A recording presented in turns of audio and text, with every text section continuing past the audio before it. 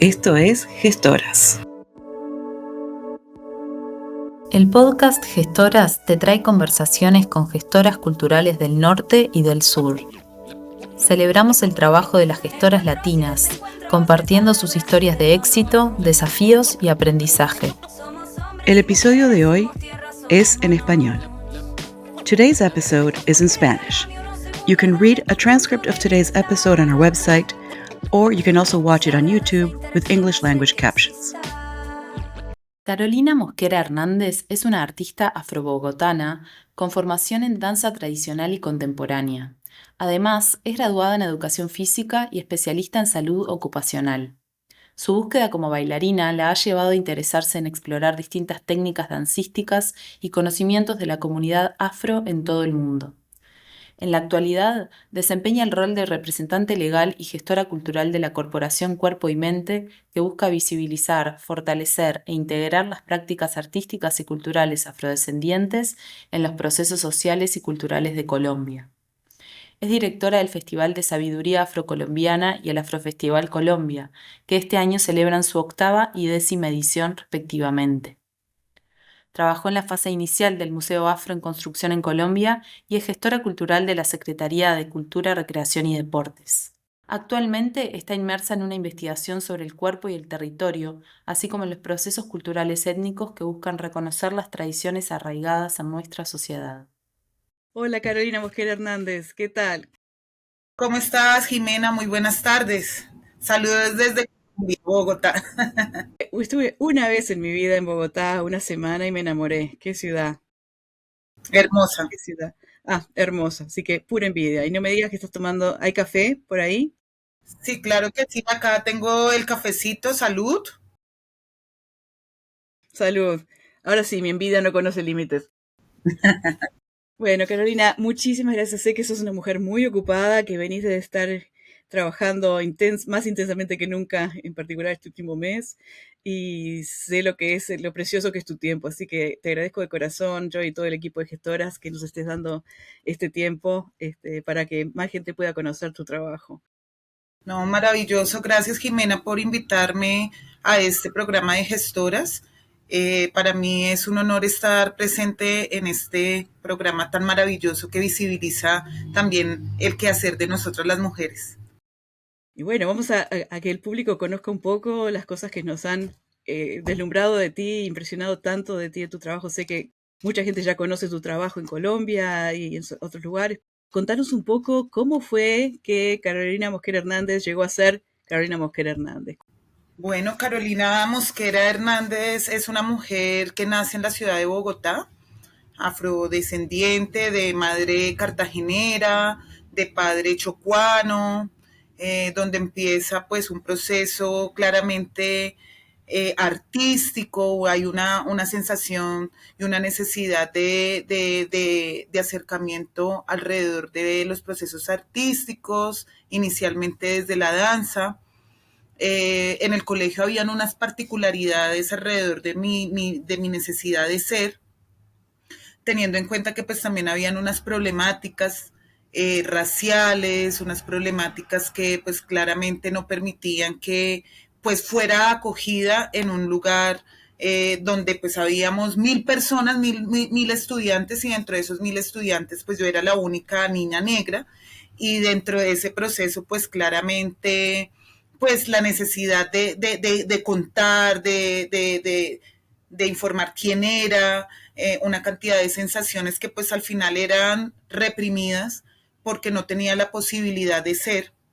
Y desde ahí empieza también como una necesidad de danzar y de poder liberar esa tristeza, liberar el no poder ser acogida en un entorno como la ciudad de Bogotá, de donde yo pues claramente también era. Y en tu familia había apoyo para ti en esa forma, en esa creatividad, en esa forma de expresión que tú encontrabas. ¿Cómo fue que la danza fue lo que más te habló en ese momento?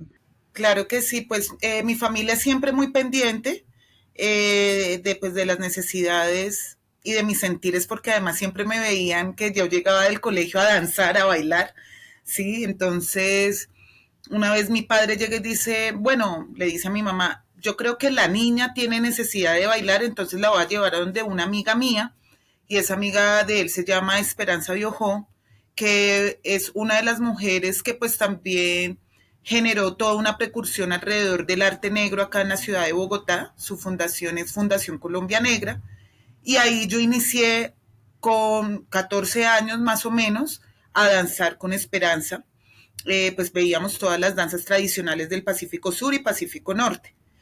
Y pues claramente me sentía acobijada porque pues me encontré con personas que eran igual que yo, mujeres negras, hombres negros, la maestra negra, todos éramos una familia, claramente, y me sentí por primera vez que hacía parte de un lugar.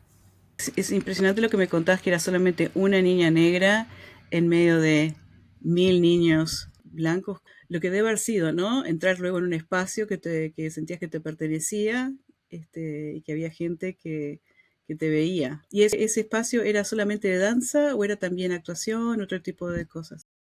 Ahí solo era danza y nos encontrábamos todos alrededor de las danzas, pero pues también habían unos procesos de lucha y de identificación como personas negras, ¿no? Entonces es maravilloso, fue maravilloso ese momento, esa Carolina de ese momento, porque se sintió, como te lo vuelvo y te lo menciono, que hacía parte de un lugar donde no pasaban problemáticas alrededor de la discriminación.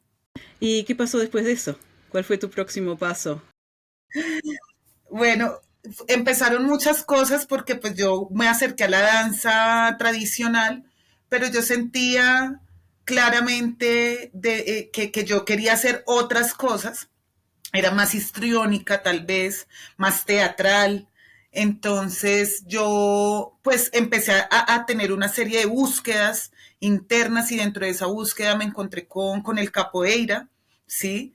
Y digamos que fue también un acercamiento también a mis raíces como mujer negra. Me acuerdo tanto que inicié en Nativos de Minas con el mestre Joelson Oliveira y le decían, su nombre es Joelson Oliveira y su nombre de mestre es Mestre Araña, ¿no? Y pues con él pues también tuve unos acercamientos, había también unas familiaridades, me encontré con gente que respetaba a la gente negra, ¿no? Claramente y precisando pues como todo esto, toda esta historia que también carga la capoeira de lucha, de resistencia, de resignificación. Y pues a partir de ese lugar, pues me empecé también a familiarizar con esa lucha de las problemáticas que también tenía la gente negra alrededor de los afrobrasileros, alrededor de pues todo este proceso de la trata transatlántica, de la esclavitud, ¿no es cierto? Y pues a partir de ahí me empecé a acercar.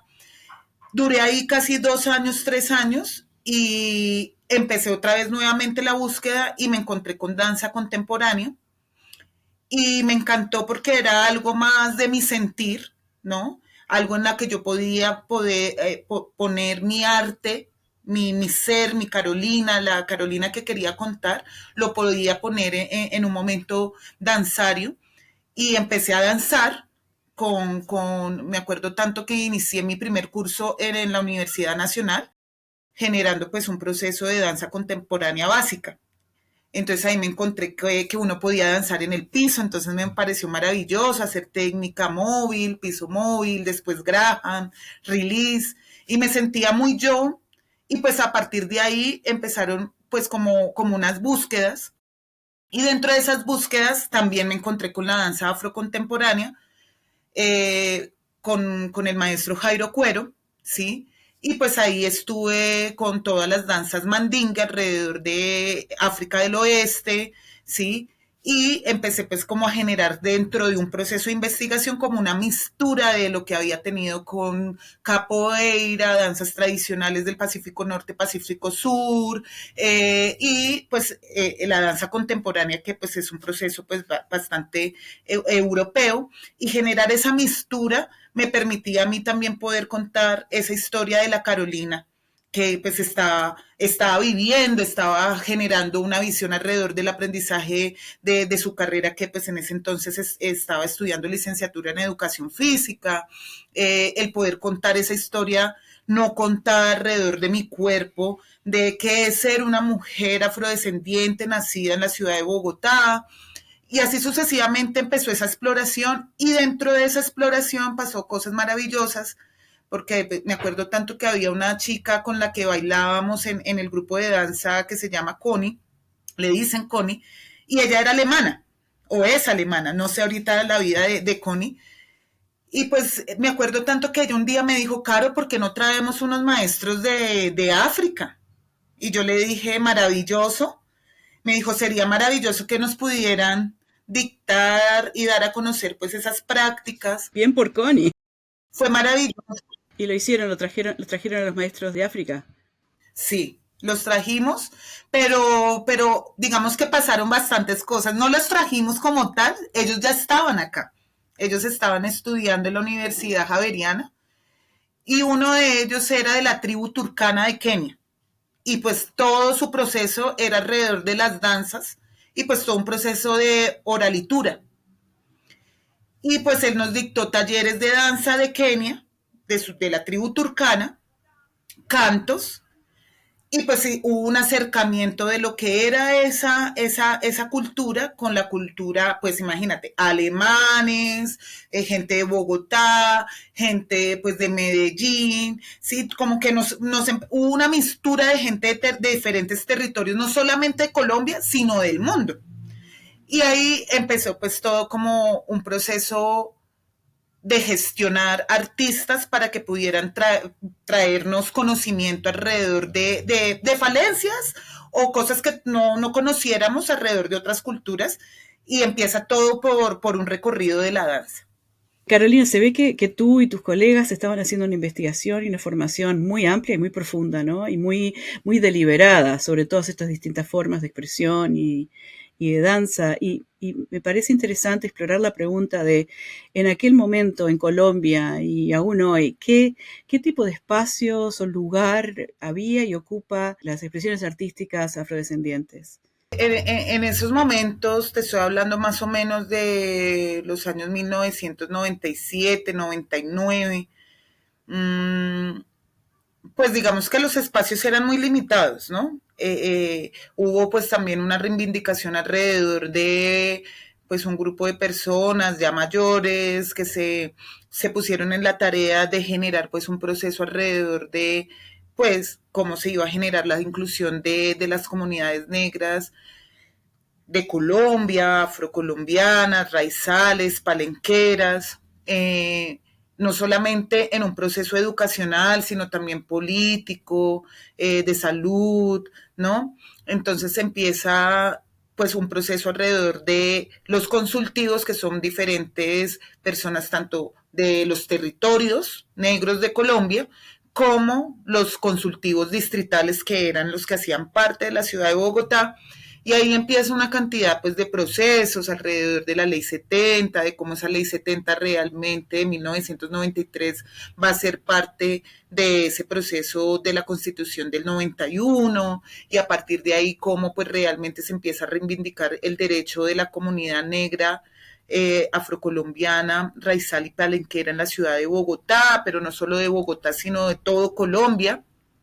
Y el arte se vuelve la herramienta. Realmente el arte era la herramienta y claramente hacer parte de todos estos procesos danzarios, artísticos, que se vuelven un poco folclorizados, pero que realmente dentro de su proceso interno tienen un proceso de reivindicación con lo que somos como cuerpos negros, personas políticas, personas educacionales, con unas visiones totalmente diferentes, se empieza ya también a hablar de un proceso de desfolclorizar prácticamente ese folclore en donde nos han metido, que claramente es importante, pero que también tiene una lucha y que está contando un proceso histórico alrededor de la comunidad negra afrocolombiana, raizal y palenquera, que reside en este caso en Bogotá. Es como una forma de marginalización también el colocarlo solamente dentro de la tradición folclórica sin ponerlo en el centro como parte de la tradición cultural colombiana.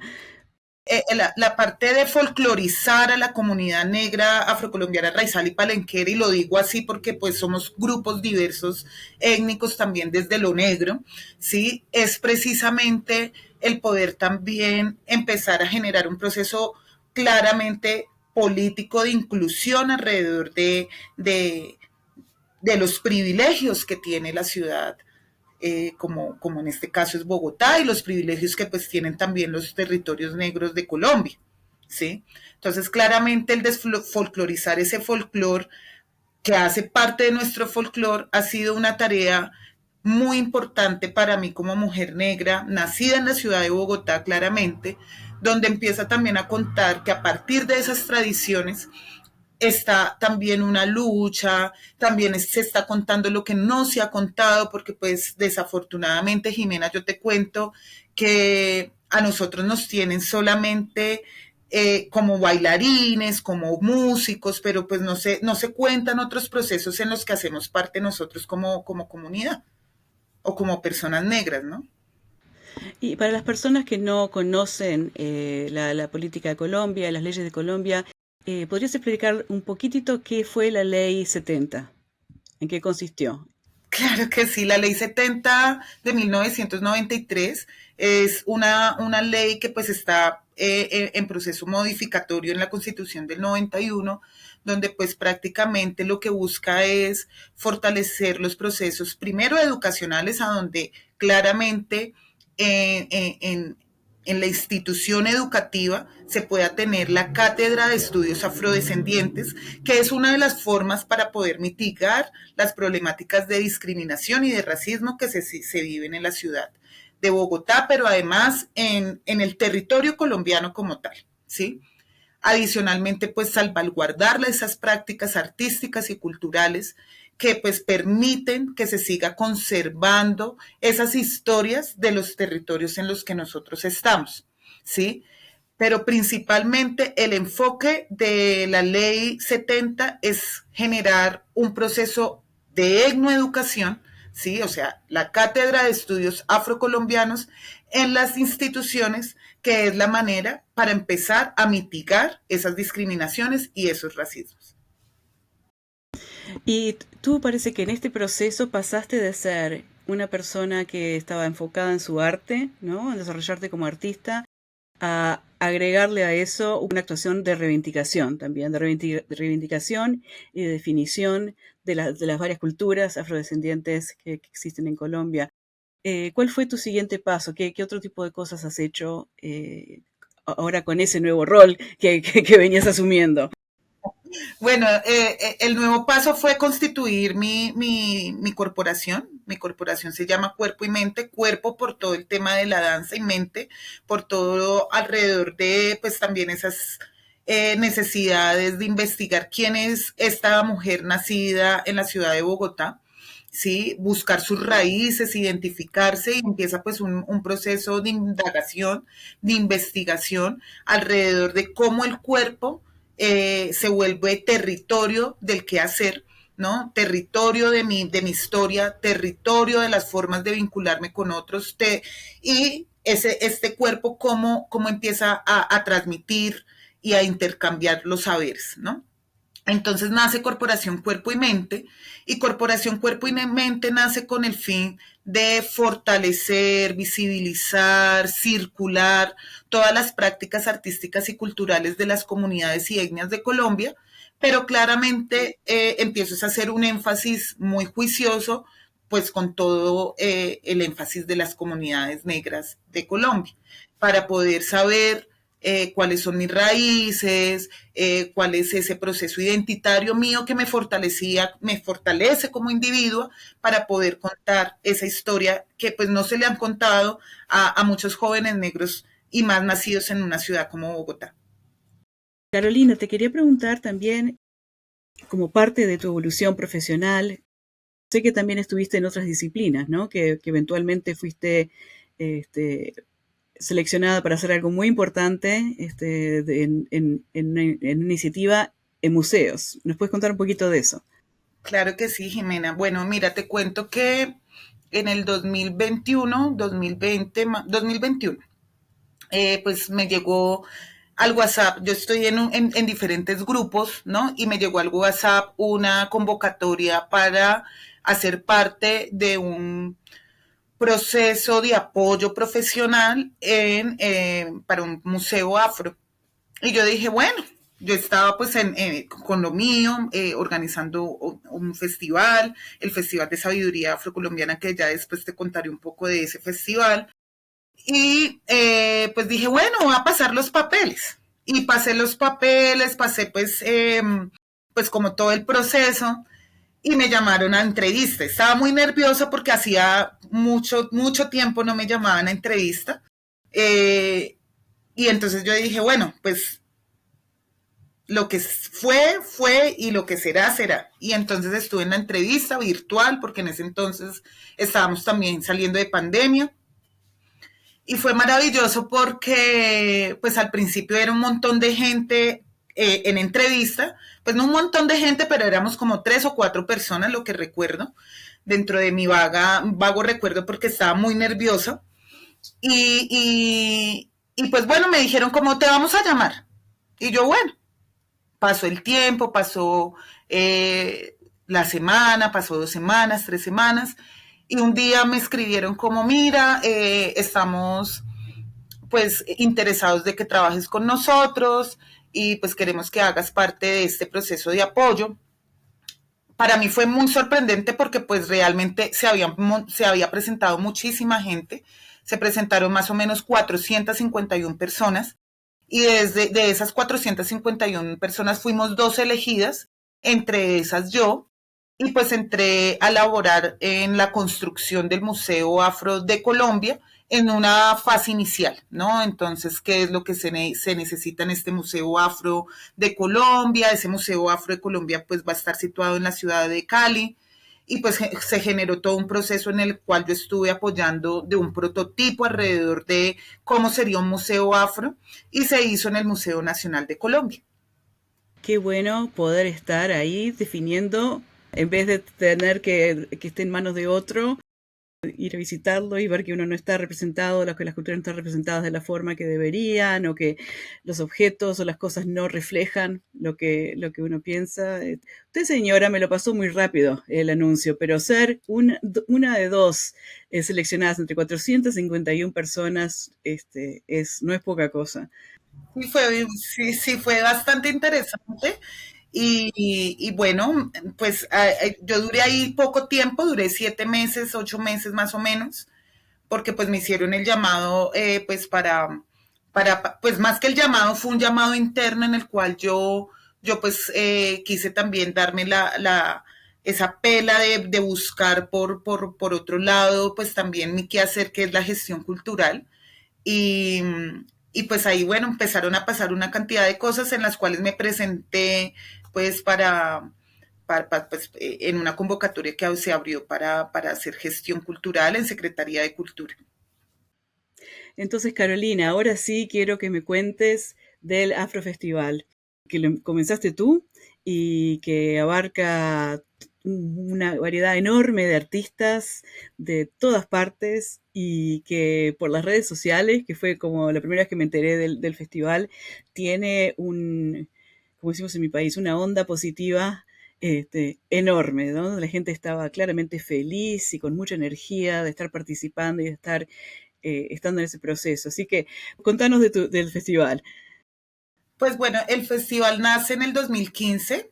Nace en el 2015 con un proceso también bastante pues grande. El lema del festival es arte como medio de resistencia, donde pues se busca pues también claramente en esta plataforma visibilizar primero artistas emergentes como no emergentes, pero visibilizar pues digamos las problemáticas que tenemos los artistas afrodescendientes alrededor de las diferentes plataformas que se tienen en la ciudad de Bogotá, en este caso porque pues hay otros festivales que suceden en Colombia, pero pues claramente la pela del Afrofestival es precisamente generar espacios de visibilización, de concientización, de investigación, de creación. Es un punto de encuentro donde suceden muchísimas cosas, ¿sí? Es como muchas raíces sosteniendo un proceso artístico, cultural, social, educacional,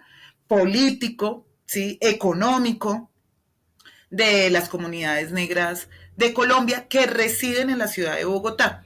Entonces, pues dentro de ese proceso del festival, cuando nace, pues tenemos artistas plásticos, artistas audiovisuales, artistas de arte escénico, dramático, músicos, bailarines, claramente, y empieza a haber como toda una mistura alrededor de esos procesos interdisciplinares del arte en la comunidad negra, en las cuales normalmente siempre nos visibilizan en dos campos, que es la música y la danza.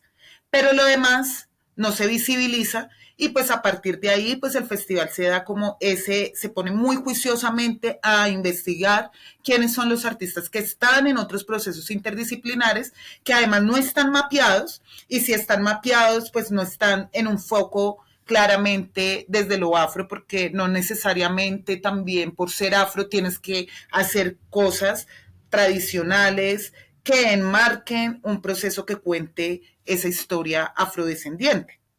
¿Cómo fue el primer festival? La primera vez que lo hiciste. ¿Cómo fue que se te ocurrió la idea y cómo fue que lo armaste, ¿no? ¿Cómo fue la gestión de ese festival?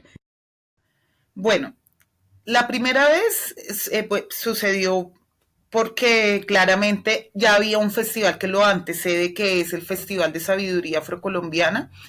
Entonces eran 3 días de Festival de Sabiduría Afrocolombiana, que este festival cuenta más todo el tema de medicina tradicional, todo el tema de poesías tamboreadas, de ese proceso de la oralitura, ¿no? De las comunidades negras, es mucho más tradicional, ¿sí? Pero entonces la gente me decía, queremos más, pero adicionalmente también se habían presentado unas problemáticas alrededor de discriminaciones y racismos, Jimena, que nos llevó y me refiero a que nos llevó porque pues estaba gente como Catalina Mosquera, Julián Díaz, Diacho Carabalí, un montón de gente que tenía ganas de hacer arte, pero no solo el arte que se pone en escena, sino el arte que cuenta de verdad las problemáticas que tenía o que tenemos la comunidad negra.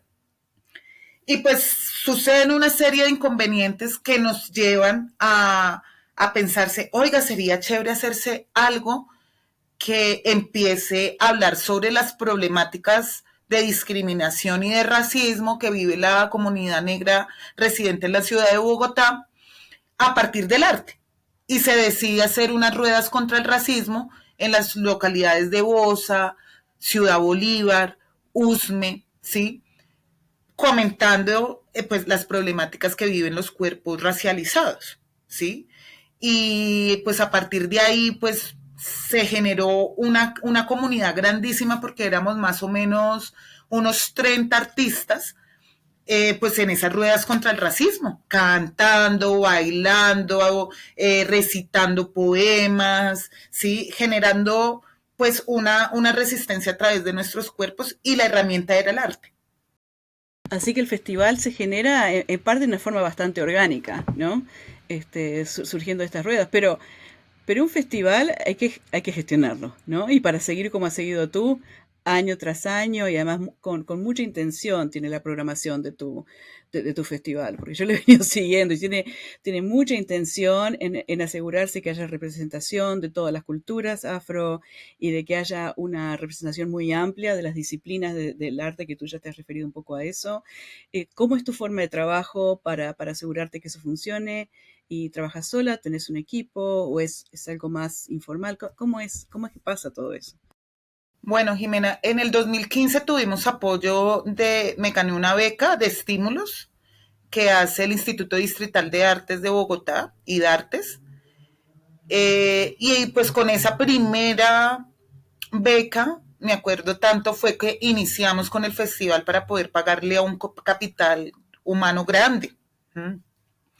Después del 2015, el festival se volvió autosostenible. Es decir, que la misma gente paga los talleres, la misma gente paga los conciertos. Lo único que no cobramos son los conversatorios, precisamente porque es la forma también de informarle a la gente que el conocimiento también pues es gratuito, pero hay otras cosas que pues se nos salen de las manos porque hay toda una producción alrededor. La persona que dirige el festival, que se crea la programación, que se inventa un montón de cosas, es la persona que aquí te está hablando, Carolina Mosquera, y que claramente hay un equipo de diseñadores, de audiovisuales, pues más, lo más importante es el apoyo de los artistas, de las agrupaciones y de los colectivos, porque muchos a ojos cerrados han dicho como nosotros te apoyamos, estamos aquí contigo.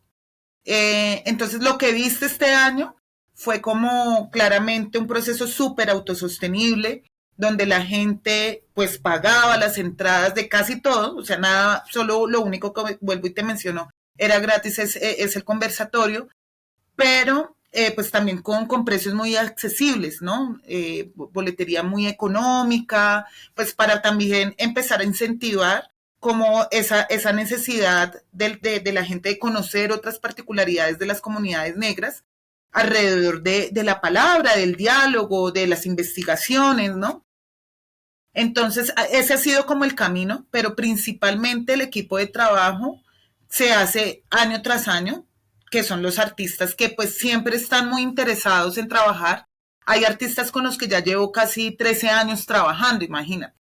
Entonces, pues nos hemos vuelto una familia. El Afrofestival Colombia es un festival que genera familiaridad y puede que de pronto ese artista no se presente en esta edición, pero él convoca a otros artistas que conoce para que hagan parte del festival, ¿sí?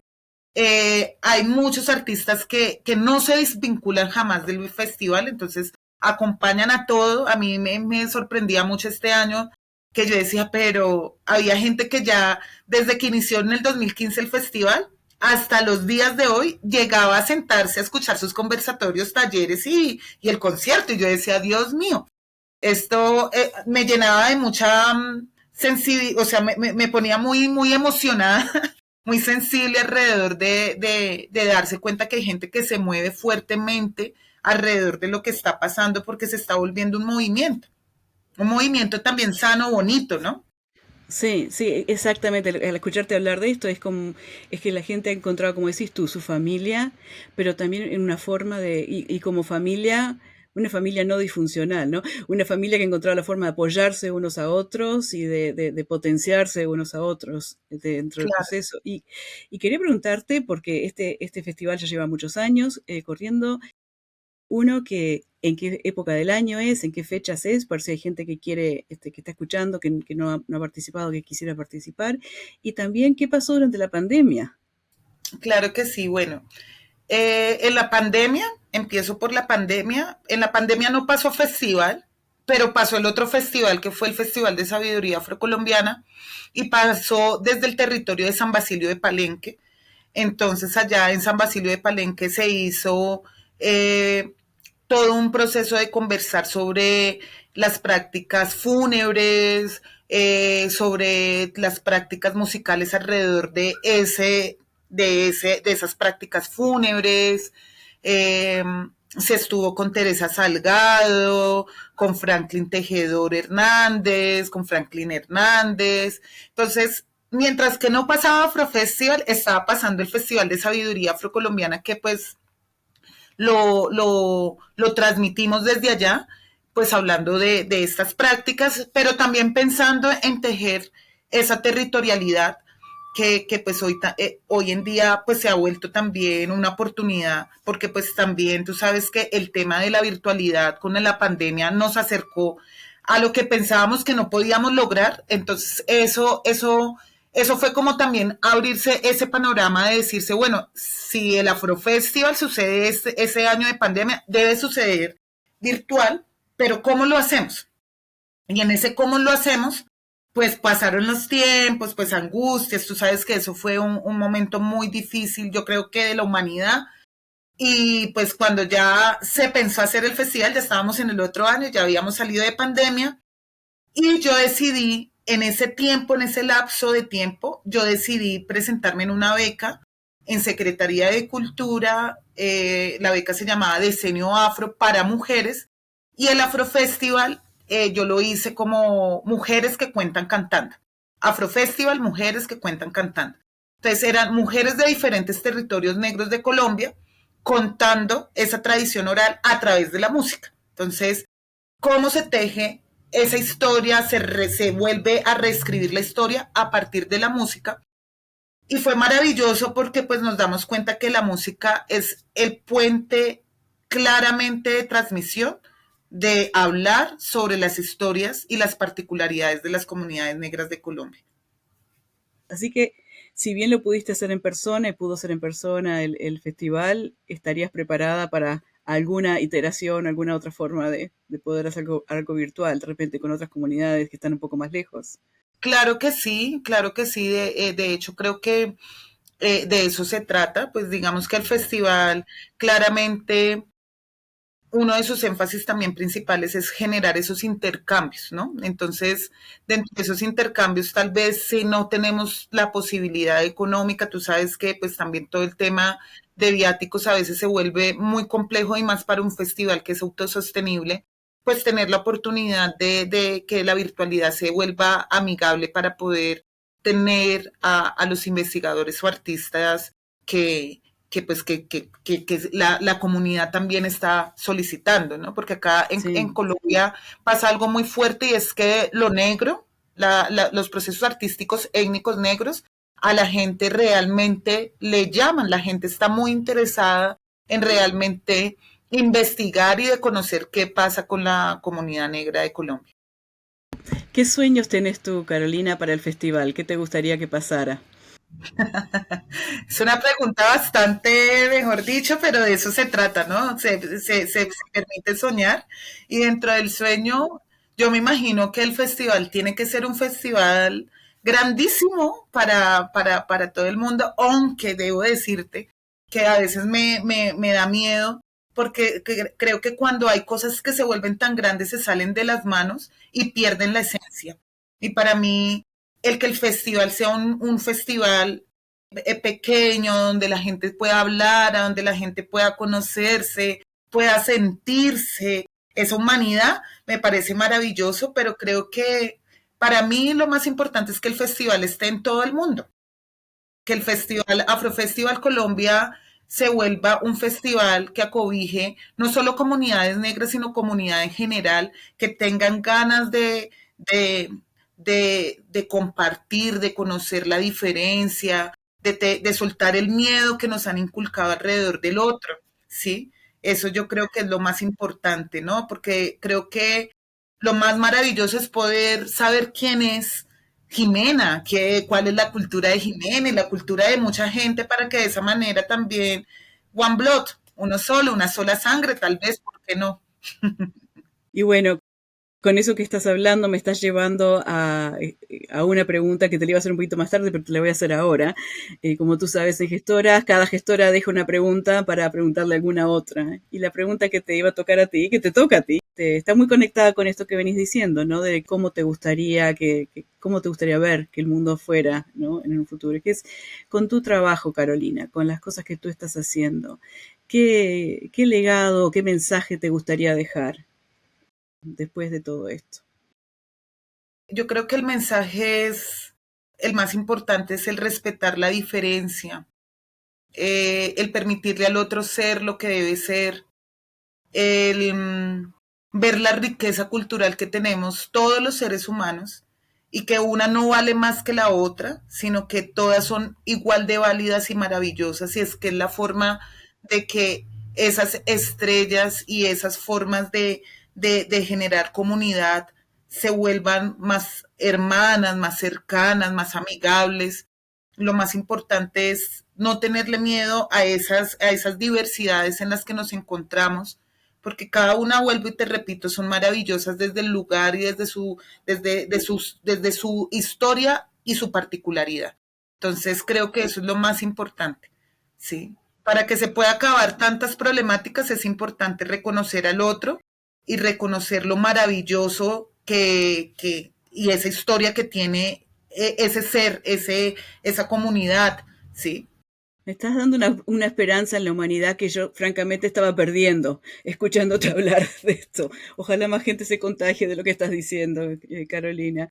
Nos has regalado mucho, mucho tiempo, pero te voy a robar un poquito de tiempo más antes de despedirnos para un par de preguntas más que también les hacemos a todas las gestoras. Y una es, puede ser que en este momento te esté escuchando una mujer joven que esté escuchando tu historia y que se esté inspirando y diga, ay, yo quiero hacer lo que hace Carolina Mosquera Hernández. Ahora mirando hacia atrás, ¿no? A tus años cuando te estabas formando y saliendo, ¿qué consejo le darías a alguien que quiere hacer el tipo de trabajo que haces tú y con los enfoques que lo haces tú?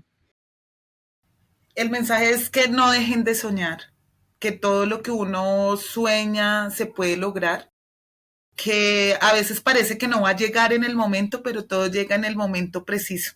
No llega ni antes ni después, pero ante todo, pedir que se hagan las cosas bonitas bien, que se hagan las cosas para poder apoyar y ayudar. Eso es lo único que tenemos para poder cambiar el mundo, ayudarnos entre los unos y los otros y pensarnos no solamente en unidad, sino, vuelvo y repito, que es muy difícil, pero es importante pensarnos en comunidad.